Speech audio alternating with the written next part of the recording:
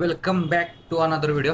तर आपण आता नवीन सिरीज चालू केली आहे ASP.NET वर with web API using C#. तर आपल्याला आज या लेक्चरमध्ये काय करायचं आहे की 3 मॉड्यूल्स बघायचे आहेत. मॉड्यूल्स म्हणजे काय की पहिलं तर व्हॉट इज सॉफ्टवेअर, त्यानंतर टाईप्स ऑफ सॉफ्टवेअर आणि डेस्कटॉप, मोबाईल किंवा वेब ॲप्लिकेशन याचा डिफरन्स बघायचा आहे. आता हे बेसिक जरी असलं तरी जो नवीन कम्प्युटर किंवा डेव्हलपिंगच्या जर्नीसाठी जो स्टार्ट करतो त्यासाठी हे सगळं ॲडव्हान्स असणार. त्यासाठी आपण हे सगळं बेसिक पासून अंडरस्टँडिंगसाठी आपण चालू केलेलं आहे.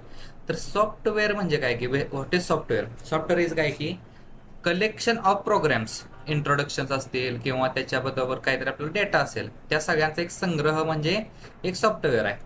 जसं त्याची आपण एक डेफिनेशन देऊ की software is a collection of programs,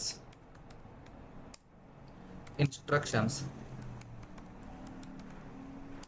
and data that tells a computer what what to do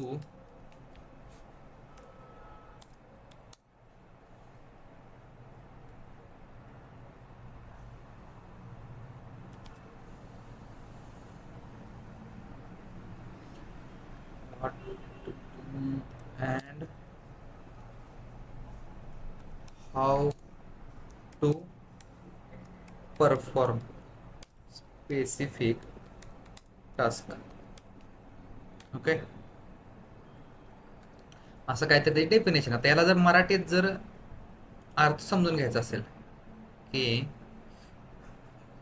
याचा अर्थ काय, तर काय की सॉफ्टवेअर म्हणजे काय, कम्प्युटरला कोणतं काम करायचं आहे आणि ते कसं करायचं याच्या सूचना असतील किंवा इंट्रोडक्शन ते एका प्रोग्राममध्ये दिल्या जातात. त्याला काय बोलतात की सॉफ्टवेअर. एका सॉफ्टवेअरचं काम काय असतं की त्यानं कसं वागायचं असतं, त्याच्यात काय डेटा स्टोअर करायचा, त्यानं कसं बिहेवियर दिलं पाहिजे, हे सगळं तुमच्या सॉफ्टवेअरमध्ये असतं. राईट. जसं की आता तुमच्या रिअल लाईफमध्ये काय असतं की तुम्ही एखादा नवीन लॅपटॉप खरेदी केला. ओके, तर त्याच्यामध्ये काय असणार आहे की तुमचा CPU असेल, त्यामध्ये रॅम असेल किंवा SSD असेल, त्याचा कीबोर्ड असेल. पण ह्या 4 गोष्टी असल्या तर तुमचा लॅपटॉप चालू होणार आहे का? नाही होणार. का? तर त्याला सॉफ्टवेअर पाहिजे. महत्वाची गोष्ट म्हणजे त्याला सॉफ्टवेअर पाहिजे. सॉफ्टवेअर म्हणजे काय, जसं की तुमचं जर तुम्ही मॅक OS घेतला किंवा तुमचा जर विंडोजचा लॅपटॉप असेल तर तुम्हाला विंडोज ऑपरेटिंग सिस्टीम पाहिजे. त्यावेळेस तुमचं जे लॅपटॉप आहे तो तुमचा एक्झिक्युटेबल होईल की पॉवर बटन दाबल्यानंतर त्याला काहीतरी नवीन विंडो येईल किंवा तुमचा माऊस चालायला लागेल. अशा टाईपमध्ये ते एक सॉफ्टवेअर आहे. ओके,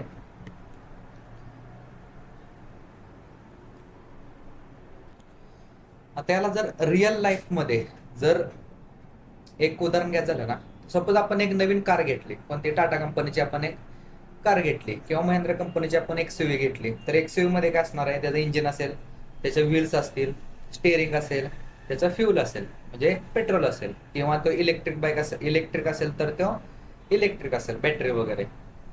ह्या सगळ्या गोष्टी आहेत.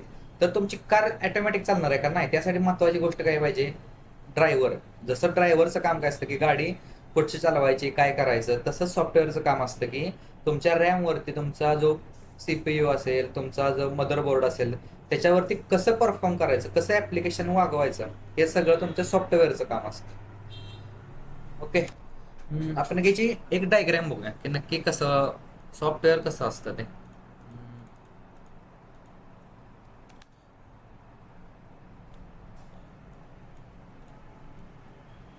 की इथं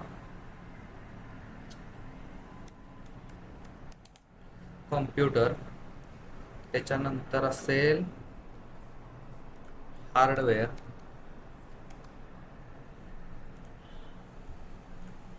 ओके, त्याच्यात मल्टिपल असतील. मल्टिपल म्हणजे तेवढंच घेऊ. त्याच्यात असतील CPU असेल किंवा त्याचा रॅम असेल, रॉम असेल, SSD असेल किंवा कीबोर्ड असेल किंवा मॉनिटर असेल. अशा अशा n नंबर ऑफ गोष्टी असतील. तर या सगळ्यांना जो कंट्रोल करायला जो आपल्याला एक गोष्ट पाहिजे, कंट्रोल म्हणजे चालवायला, कंट्रोल्ड बाय, चालायला एक गोष्ट पाहिजे. ती कोणती गोष्ट आहे की मेन सॉफ्टवेअर, राईट. आता याला जर आपण असं आर्किटेक्चर दिलं, याची डायग्राम, ओके, याला एक हार्डवेअर, ह्या सगळ्या त्याच्या गोष्टी झाल्या, कंट्रोल बाय आणि हे. आता या सगळ्यांना जोडायचे आहेत, हार्डवेअर, ओके, असं त्याचं काहीतरी आहे.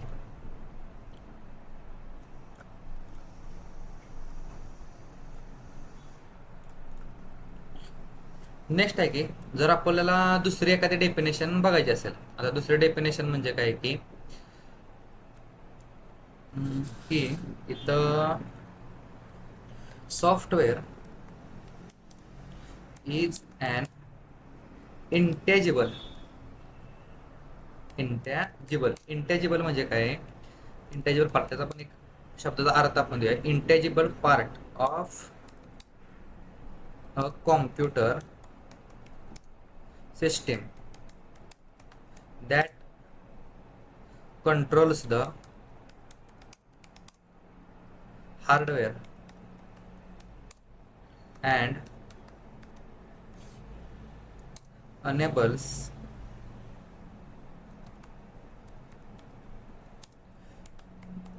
users to perform tasks. Okay, याला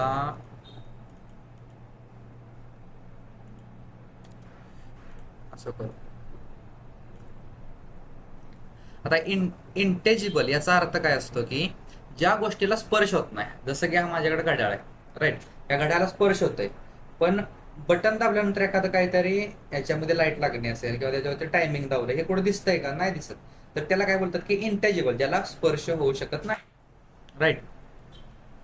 जसं की आता आपण डिफरन्स बघूया की त्यानंतर आपल्याला कळेल की नक्की काय, की जसं एक हार्डवेअर झालं, आता हार्डवेअर मध्ये काय असू शकतं, हा माऊस आहे, राईट, किंवा हा माझा लॅपटॉपचा जर टचपॅड असेल, ते पण काय झालं, एक हार्डवेअर झालं, आणि त्याच्यावरती मी काहीतरी असं स्क्रोल केलं किंवा हा माऊस काहीतरी मी असा हलवला, तर स्क्रीनवरती काहीतरी कला हे होतंय ना, स्क्रीनवरती काहीतरी ऍक्शन घडते, त्याला काय बोलतात की सॉफ्टवेअर बोलतात. कोणत्या तरी सॉफ्टवेअरनं तिथं काहीतरी ऍक्शन परफॉर्म होते, त्याला काय बोलतात सॉफ्टवेअर.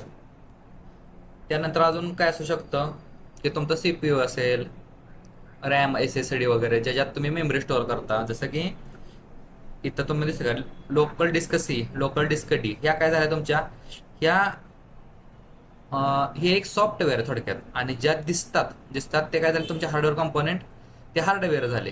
आता हे हार्डवेअर ऍक्सेस करायला पण तुम्हाला एक सॉफ्टवेअर पाहिजे, राईट, त्याला बोलतात की डिपेंडन्सी इंजेक्शन वगैरे. आता नेक्स्ट क्वेश्चन काय आहे की आपल्याला बघायचं आहे की हाऊ सॉफ्टवेअर वर्क्स.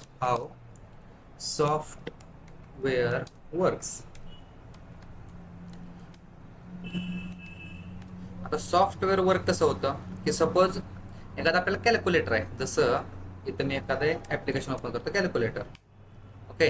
आता कॅल्क्युलेटर मी काहीतरी ऍक्शन परफॉर्म करतो की 10+20 इज इक्वल टू 30, म्हणजे काय झालं की कॅल्क्युलेटरला मी जसं काहीतरी क्लिक केलं, त्याच्यानंतर काय झालं, तो क्लिक ऑपरेटिंग सिस्टमला गेला. ऑपरेटिंग सिस्टम म्हणजे जी आपली OS असेल ती, त्या ऑपरेटिंग सिस्टमनुसार कॅल्क्युलेटर सॉफ्टवेअरमध्ये काहीतरी आपण एक ऍक्शन घेतली, जसं की 10+20, आणि ती ऍक्शन तुमच्या CPU कडे गेली. CPU म्हणजे काय असतं, जे पण तुमच्या या मिनी इन्स्ट्रक्शन असतील कॅल्क्युलेटरच्या, किंवा ज्या मोठ्या इन्स्ट्रक्शन्स असतील, FPU वगैरे म्हणतात त्याला, आणि त्या इन्स्ट्रक्शननुसार तुमचं जे कॅल्क्युलेशन असेल ते होतं, आणि तुम्हाला ती रिक्वेस्ट ॲज अ ॲन्सर म्हणून जी भेटते ना, ती तुम्हाला इथं 30 दिसली बघा, त्याला बोलतात की ॲन्सर.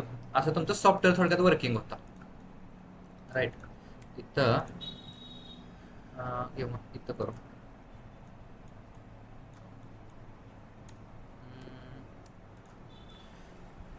युजर असेल, त्यानंतर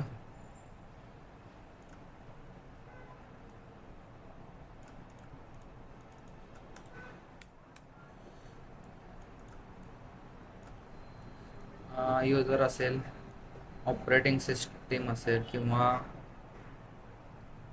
click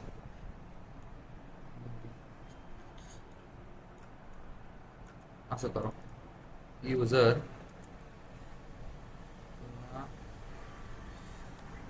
click calculator, right.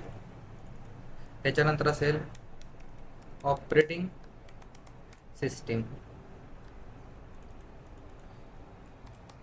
Calculator software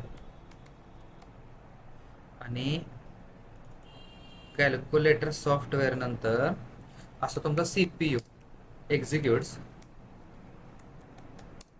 instruction. Okay. आणि त्याच्यानंतर असतं ॲन्सर डिस्प्लेस. असं ते सॉफ्टवेअर कसं वर्क होतं ना त्याचा एक फ्लो आहे, राईट.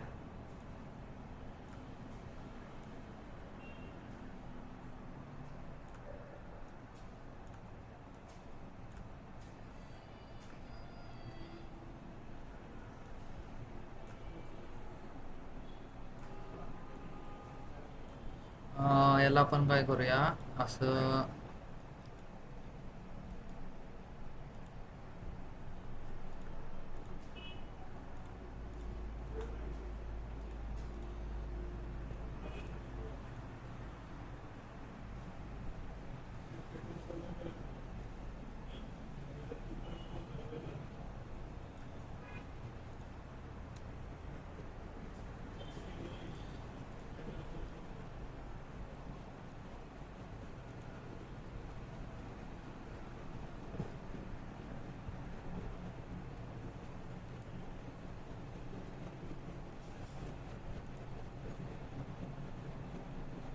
हे असं का होतंय.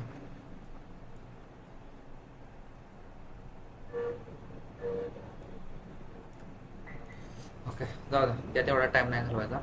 नेक्स्ट काय असतं की सॉफ्टवेअर वर्किंग झाल्यानंतर त्याचे इंटरनल्स कसे वर्क होतात, राईट. इंटरनल्स हाव किंवा इंटरनल INTERNAL वर्किंग. सपोज आपण एखादं क्रोमला क्लिक केलं, गुगल क्रोमला क्लिक केलं, CHROME. नेक्स्ट काय होतं त्याच्यानंतर की कॉम्प्युटर इंटरनली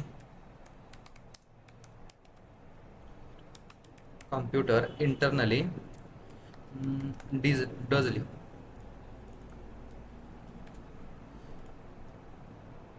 काय काय करतं की क्लिक आयटम, राईट. त्याच्यानंतर operating system finds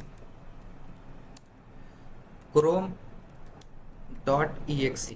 okay. Operating system काय करते, सपोज मी इथं क्रोमला क्लिक केलं तर ऑपरेटिंग सिस्टम काय करणार आहे, chrome.exe कुठं असेल त्या तिथं फाइंड करणार. नेक्स्ट काय असतं, लोड्स इंटू रॅम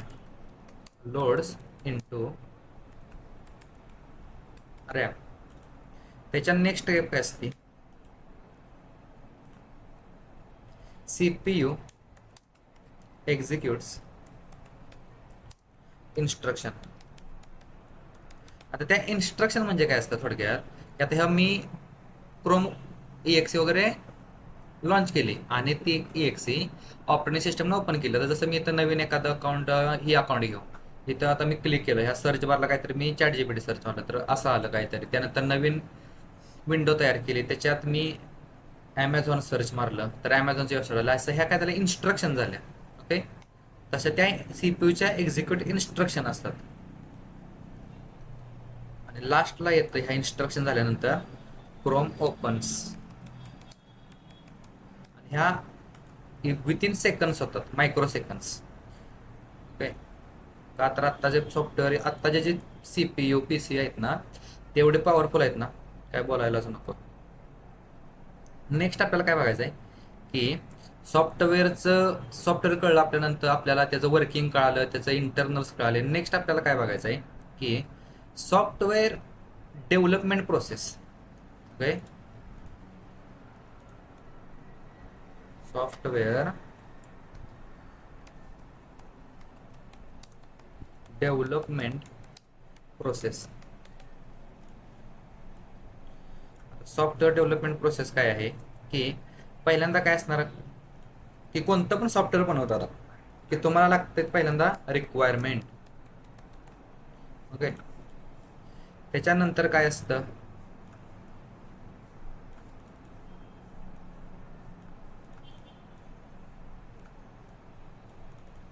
रिक्वायरमेंट नंतर अनालिसिस. त्याच्यानंतर असं त्याचं डिझाईन. ओके. डिझायनिंग पार्ट झाल्यानंतर त्याचं असतं कोडिंग. कोडिंग झाल्यानंतर काय असतं, टेस्टिंग. आता टेस्टिंग झाल्यानंतर काय असतं की डिप्लॉयमेंट.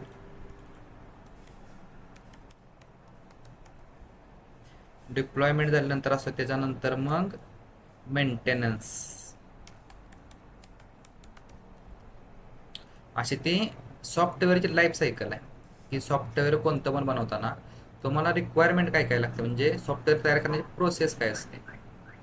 जसं की सॉफ्टवेअर डेव्हलपमेंट प्रोसेसमध्ये काय पाहिजे तर तुम्हाला जर सॉफ्टवेअर बनवायचं असेल तर तुम्हाला त्याची रिक्वायरमेंट कळाली पाहिजे की कसं सॉफ्टवेअर बनवायचे, राईट. त्यानंतर त्याच्यावरती अनालिसिस केलं पाहिजे की आपण कसं करू शकतो, त्याच्यावरती किती डेव्हलपर्स लागतात किंवा जे कागदपत्राचं जे काम असतं ते सगळं अनालिसिसमध्ये येतं. त्यानंतर काय ते डिझाईन म्हणजे काय, जे फिग्मा डेव्हलपर्स असतात किंवा सॉफ्टवेअरचं डिझाईन UI ठरलं जातं की बटनाची साईज एवढी किंवा API front end back end technology कोणते असते ते डिझायनिंग झालं. त्यानंतर ॲक्च्युअल कोडिंग, तुमचं डिझाईन फायनल झाल्यानंतर कोडिंग स्टार्ट केली पाहिजे. त्यानंतर कोडिंग वगैरे सॉफ्टवेअर बनवून झाल्यानंतर टेस्टिंग आली. टेस्टिंग झाल्यानंतर त्याचं डिप्लॉयमेंट आली. आणि डिप्लॉयमेंट झाल्यानंतर एखाद्या युजरला काही 2 महिन्यानंतर 3 महिन्यानंतर काहीतरी वाटलं की मला हा चेंज करायचा आहे तर तो आला मेंटेनन्समध्ये. असं त्याचं सॉफ्टवेअर डेव्हलपमेंटची प्रोसेस असते. ओके. सॉफ्टवेअर डेव्हलपमेंट प्रोसेस नंतर काय असतं की सपोज कॉम्पोनंट ऑफ सॉफ्टवेअर म्हणजे काय, कॉम्पोनंट ऑफ सॉफ्टवेअर.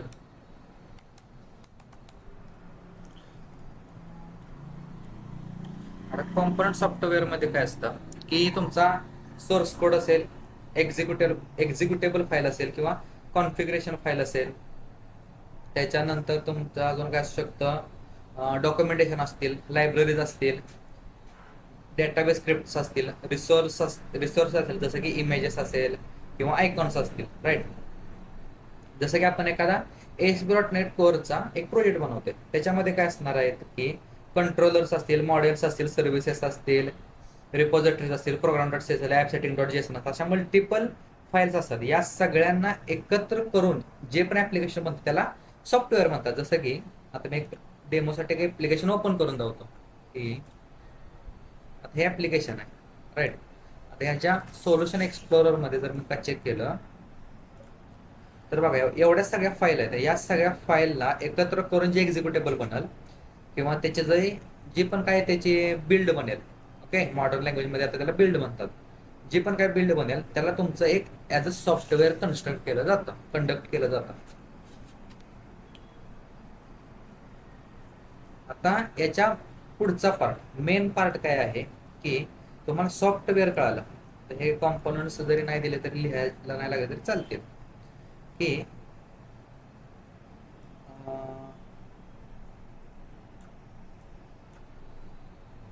जरा साईडला घ्यायचं. ओके. आता टाइप्स ऑफ सॉफ्टवेअर. आता बेसिकली काय असतं की 4 प्रकारचे टाइप्स असतात. ओके. 4 प्रकारचे कोणते कोणते की पहिला असतो सिस्टीम सॉफ्टवेअर. सेकंड वन असतो की ऍप्लिकेशन सॉफ्टवेअर. थर्ड वन असतो युटिलिटी सॉफ्टवेअर आणि फोर्थ असतो की प्रोग्रॅमिंग सॉफ्टवेअर. ओके, कोणते कोणते सांगितले मी, की पहिला असतो तुमचा सिस्टीम सॉफ्टवेअर, सेकंड वन असतो की ॲप्लिकेशन सॉफ्टवेअर, थर्ड वन असतो युटिलिटी सॉफ्टवेअर आणि फोर्थ वन असतो प्रोग्रॅमिंग सॉफ्टवेअर. राईट. इथं मी टाईपच करतो किंवा एक डायग्राम काढतो म्हणजे तुम्हाला समजेल. आता ही बघा डायग्राम बघा, यात काय मी काढले की डेस्कटॉप, वेब आणि मोबाईल मेनली 3 असतात. आणि चौथा वन असतो की युटिलिटी सॉफ्टवेअर. ते पण मी सांगेल युटिलिटी सॉफ्टवेअरमध्ये नक्की काय असतं. राईट. त्यात तुम्हाला मी मेन कोणते असतात की system software, application software, utility software, programming software. Right. हे तुमचे 4 टाईप झाले मेनली. पण त्याच्या अंडर, ओके, त्याच्या अंडर कोणते कोणते येतात किंवा ओके, जसं मी सांगितलं की 4 सॉफ्टवेअर असतात. तर ते डायग्राम बघा की सॉफ्टवेअरमध्ये सिस्टीम सॉफ्टवेअर असेल, ॲप्लिकेशन सॉफ्टवेअर असेल, युटिलिटी सॉफ्टवेअर, प्रोग्रामिंग सॉफ्टवेअर. तर हा जो ॲप्लिकेशनचा पार्ट आहे ना, आपण साईडला ठेवतो जरा, की सिस्टीम सॉफ्टवेअरमध्ये कसं येतं की सिस्टीम सॉफ्टवेअर म्हणजे काय की computer hardware. Okay, computer hardware म्हणजे हा माऊस आहे, हा झाला काय तुमचा हार्डवेअर. आणि युजर म्हणजे काय झालं की हे जे माझं लॅपटॉप आहे, या दोघांना कनेक्ट करण्यासाठी म्हणजे तुमचं जे ब्रिज कनेक्ट काय असं करतो आपण, मिसिंग लिंक जर माहीत असेल, जसं पुणे आणि मुंबईला कनेक्ट करण्यासाठी मिसिंग लिंक बांधला, तर माऊस आणि लॅपटॉप यामध्ये जर आपल्याला कनेक्ट करण्याचा जो ब्रिज आहे त्याला काय करतं, सिस्टीम मॅनेज करतं. आणि सिस्टीम सॉफ्टवेअरमध्ये कोणतं येतं की जसं कम्प्युटर स्टार्ट करणे, सीपीयू मॅनेज करणे, रॅम मॅनेज करणे, फाईल सिस्टीम मॅनेज करणे, जे आपल्या स्टोरेज असतं ते. त्यानंतर डिव्हाइस कंट्रोल, डिव्हाइस म्हणजे हा माझा एक डिव्हाइस आहे. त्यानंतर आता एक्सटर्नल कॅमेरा जोडा आहे, तो माझा एक डिव्हाइस झाला. ओके, किंवा हे जे ओबीएस दिसतंय किंवा चॅट जीपीटी, हे सगळे ऍप्लिकेशन रन करण्याचं काम काय आहे, हे सगळं तुमचं झाले सिस्टीम सॉफ्टवेअर करतं. म्हणजे तुमच्या थोडक्यात ओएस असेल वगैरे, त्यात कोणतं ओएस मध्ये कोणते प्रकार आहेत, विंडोज, लिनक्स असेल, मॅक ओएस, अँड्रॉइड, आयओएस वगैरे असे मल्टिपल ओएस आहेत. त्यानंतर अजून काय येतं सिस्टीम सॉफ्टवेअरमध्ये, तुमचे डिव्हाइस ड्रायव्हर्स येतात. डिव्हाइस ड्रायव्हर्स म्हणजे काय की हा माऊस आहे, हा माऊसला कसं कळतं की ज्यावेळेस मी नवीन घेतला तर मला ह्याचा ड्रायव्हर वगैरे इन्स्टॉल करायला नाही लागला किंवा याचं एखादं ऍप्लिकेशन इन्स्टॉल करावं नाही लागलं का, तर माऊसला ज्या इन्स्ट्रक्शन असतात, एखादं एक बुक आहे यूएसबी नावाचं, एवढं जाड पुस्तक आहे, ते तुम्ही वाचल्यानंतर तुम्हाला कळलं की यूएसबी नक्की किती मोठं आहे. ओके, किंवा RS32 वगैरे काय असतं ते, यूएसबी नावाचं जर पुस्तक वाचलं तर तुम्हाला सगळ्या कन्सेप्ट क्लिअर होतील. तसं माऊसला कसं कळतं की ह्या लॅपटॉपला कनेक्ट केल्यानंतर मला राईट साईडला स्क्रोल झालं. ओके, राईट साईडला जर मी स्क्रोल केलं तर माऊसला कसं कळलं पाहिजे की राईट साईडला स्क्रोल होतंय, किंवा असं मी झूम इन केलं, झूम आउट केलं, हे कसं कळतं तुमच्या ऑपरेटिंग सिस्टमला, तर त्याला डिव्हाइस ड्रायव्हर्स दिले जातात. तर डिव्हाइस ड्रायव्हर्स अजून कशामध्ये भेटते की रेग्युलर वापरात, की तुम्ही कधी झेरॉक्स काढायला जर गेला असाल तर झेरॉक्स काढताना पण तुमचे जे स्कॅनिंग करता वगैरे, तर ते काय असतं, प्रिंटरचे ड्रायव्हर्स असतात किंवा तुमच्या वायफायला ड्रायव्हर्स असतात. ओके, ग्राफिक ड्रायव्हर्स असतात. हे पण तुमचे काय आले सिस्टीम सॉफ्टवेअरमध्ये, ते आले सिस्टीम सॉफ्टवेअरमध्ये. नेक्स्ट अजून काय असतं की तुमचे बायोस अपडेट, बायोस अपडेट म्हणजे काय असतं की किंवा तुमचं एखादी सिस्टीम अपग्रेड करायला बायोस अपडेट तुम्ही असं म्हणू शकता. ते डेफिनेशन वेगळे आहे, पण तुम्ही थोडक्यात इंटरमिजिएट किंवा ॲज अ फ्रेशर तुम्ही बायोस अपडेटसाठी तुम्ही असं घेऊ शकता. ओके, नेक्स्ट काय आहे की तुमचं ऍप्लिकेशन सॉफ्टवेअर. ओके, आता ऍप्लिकेशन सॉफ्टवेअर म्हणजे कसं आलं थोडक्यात, जे आपण कायम यूज करतो ऍप्लिकेशन सॉफ्टवेअर म्हणजे, जसं की तर मी विंडोजचं बटन दाबलं तर हे माझं व्हॉट्सअप सेटिंग, नोटपॅड असेल, हे वर्ड असेल, वन नोट, गुगल, हे युट्यूब, टेलिग्राम, हे सगळे काय झाले माझे ऍप्लिकेशन सॉफ्टवेअर झाले. ओके, ऍप्लिकेशन म्हणजे जे दिसतंय ना, ते ओपन करतोय मी, त्याला काय बोलतात की ऍप्लिकेशन सॉफ्टवेअर आले. ओके, त्यात पण भरपूर प्रकार आहेत की जसं तुमचे डेस्कटॉप ऍप्लिकेशन असेल, वेब ऍप्लिकेशन्स असतील, मोबाईल ऍप्लिकेशन, iOS ऍप्लिकेशन, असे प्रत्येक वेगवेगळे ऍप्लिकेशन्स आहेत. ओके, त्यानंतर थर्ड वन काय आहे आपला युटिलिटी सॉफ्टवेअर. आता युटिलिटी सॉफ्टवेअर म्हणजे काय की अशी सिस्टीम जी मेंटेनन्स किंवा सिक्युरिटी किंवा परफॉर्मन्स सुधारण्यासाठी वापरली जाते. आता जसं की थोडक्यात काय आपण करू की अँटीव्हायरससाठी बघा आपण एखादं सॉफ्टवेअर वापरतात, किंवा डिस्क क्लीनअप आपलं जे डी ड्राईव्ह असेल, सी ड्राईव्ह असेल किंवा आपला जो फोन असेल फॉर्मॅट करण्यासाठी मल्टिपल एखादे सॉफ्टवेअर मारले जातात. त्याला काय बोलतात की युटिलिटी सॉफ्टवेअर. किंवा एखादं तुम्ही जर बघितलं असेल लॅपटॉपमध्ये, इथं एखाद्या मी फाईलवरती राईट क्लिक करतो, तर इथं बघा झिप असेल, झिप किंवा टेरा ब्लॉक. इथं बघा कॉम्प्रेस टू बघा, इथं झिप आहे, 7Z टार ऍडिशनल ऑप्शन्स, किंवा इथं तुम्हाला रारचा पण ऑप्शन येतो. तर त्या रार वगैरे बनवण्यासाठी आहे ना, तुम्हाला युटिलिटी असे सॉफ्टवेअर वगैरे वापरावे लागतात, किंवा लॅपटॉप स्लो झाला त्यासाठी. आणि लास्ट वन येतो महत्वाचा, की प्रोग्रॅमिंग सॉफ्टवेअर. आता प्रोग्रॅमिंग सॉफ्टवेअर ही कन्सेप्ट का महत्वाची आहे, की प्रोग्रॅमिंग सॉफ्टवेअर म्हणजे काय, की असं सॉफ्टवेअर जी दुसरं सॉफ्टवेअर लिहिण्यासाठी त्या सॉफ्टवेअरची मदत पडते. ओके, प्रोग्रॅमिंग सॉफ्टवेअर म्हणजे काय, असं सॉफ्टवेअर जी दुसरं नवीन सॉफ्टवेअर तयार करणार आहे ती लिहिण्यासाठी मदत करणारे ऍप्लिकेशन. जसं की तुमचे एक्झाम्पल आयडीई म्हणजे काय, इंटिग्रेटेड डेव्हलपमेंट एन्व्हायरमेंट. जसं तुमचा हा व्हिज्युअल स्टुडिओ 2022 असेल, व्हीएस कोड असेल, किंवा तुमचं कोड ब्लॉक्स असतील, राईट. किंवा सी शार्प कंपायलर मध्ये जर गेला तर तुम्ही सी शार्प कंपायलर असेल, जीसीसी कंपायलर असेल, ओके, जीएनयू कंपायलर असेल, किंवा तुम्ही डिबगर मध्ये जर गेला तर व्हिज्युअल स्टुडिओचा डिबगर आहे. त्यानंतर व्हर्जन कंट्रोल असेल म्हणजे त्यात गिट आलं तुमचं, किंवा पॅकेज मॅनेजर मध्ये नोड पॅकेज मॅनेजर, एनपीएम आहे, न्यूगेट पॅकेज मॅनेजर आहे, किंवा डेटाबेस टूल्स मध्ये तुमचं एसएसएमएस आहे, राईट. आणि एपीआय जर तुम्हाला टेस्ट करायचं असेल तर तुमचं पोस्टमॅन आहे, किंवा थंडर क्लायंट आहे. अशा प्रकारचे मल्टिपल तुम्ही सॉफ्टवेअर्स आहेत. तुम्हाला त्यातली फक्त एक फील्ड चूज करायची आहे, की तुम्हाला एखादी कोणती पण लँग्वेज शिकून त्या लँग्वेजमध्ये मास्टर करायचे आणि त्याच्यामध्ये तुम्हाला जॉब घ्यायचा आहे. आता लास्ट पार्ट काय आहे, की तुम्हाला ऍप्लिकेशन कळाले की कसं असते, की कसे तुम्हाला ऍप्लिकेशन बनवायचे आहेत, राईट. की टाइप्स ऑफ ऍप्लिकेशन जसं झालं आपलं, की टाइप्स ऑफ ऍप्लिकेशन, तसं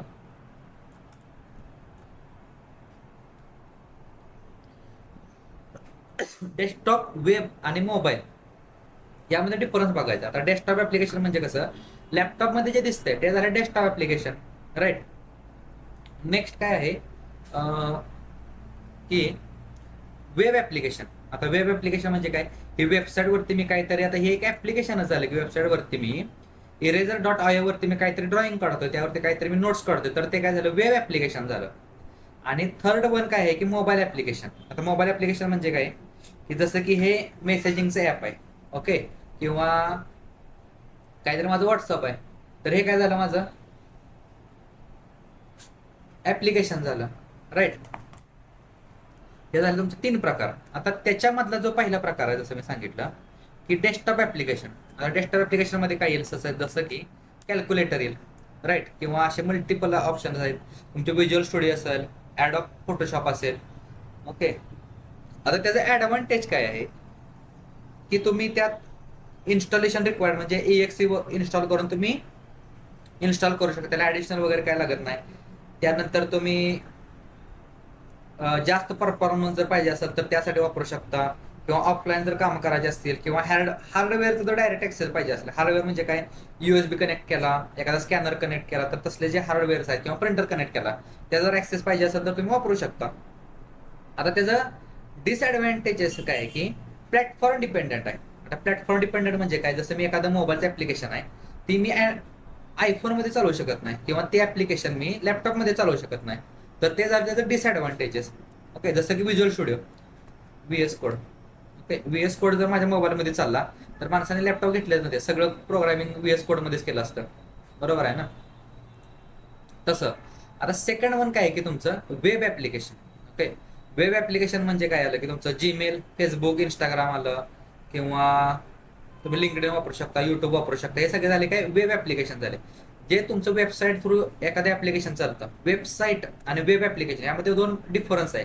वेबसाईट म्हणजे काय, की स्टॅटिक, आणि वेब ऍप्लिकेशन म्हणजे काय, डायनॅमिक. तुम्हाला कंटेंट नवीन नवीन भेटतो ना, त्याला म्हणतात की वेब ऍप्लिकेशन.